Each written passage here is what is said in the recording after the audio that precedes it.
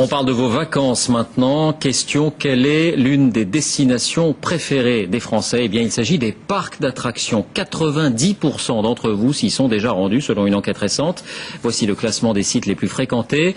Disneyland Paris, le Futuroscope, le parc Astérix, le Puy du Fou et Marineland à Antibes. Alors pourquoi ce succès? C'est le dossier de cette édition. Il est signé Laetitia Legendre, Régis Massigny avec notre bureau à Poitiers. Ils sont d'attaque pour cette nouvelle saison, les comédiens cascadeurs du parc Astérix. En coulisses, ils s'activent pour les spectacles où, comme d'habitude, les légionnaires romains vont en prendre pour leur grade.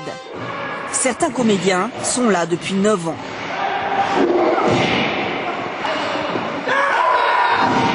Moi je pense que si j'étais gosse, ça me fait très bien quoi. Donc, ouais. En tout cas on prend ça très au sérieux. Les enfants adorent. Et les parcs comme Astérix, Disneyland Paris, le Futuroscope ou encore le Puy du Fou résistent plutôt bien à la morosité générale. Selon un sondage, plus de 9 Français sur 10 ont déjà visité un parc de loisirs. Près d'1 sur 2 a fréquenté au moins 4 parcs différents. Cette famille, originaire de Montpellier, s'est offert un séjour de 3 jours, hôtel compris, à Euro Disney.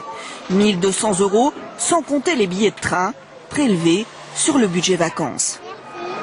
L'hôtel, les restaurants, regardez, elle est habillée en princesse.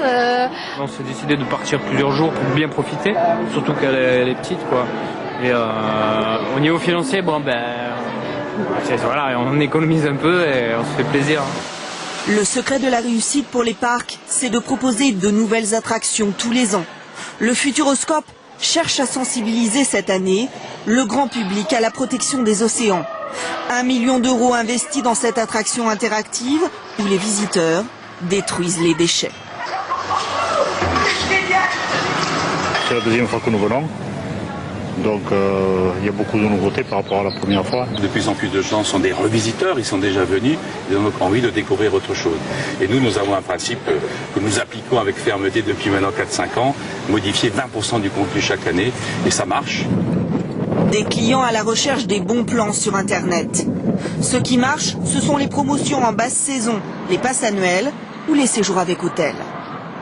On fait des offres promotionnelles pendant la semaine, dans des périodes creuses, qui nous arrangent, parce que c'est des périodes qui sont parfois difficiles à remplir, parce que les gens n'ont pas de congé, mais qui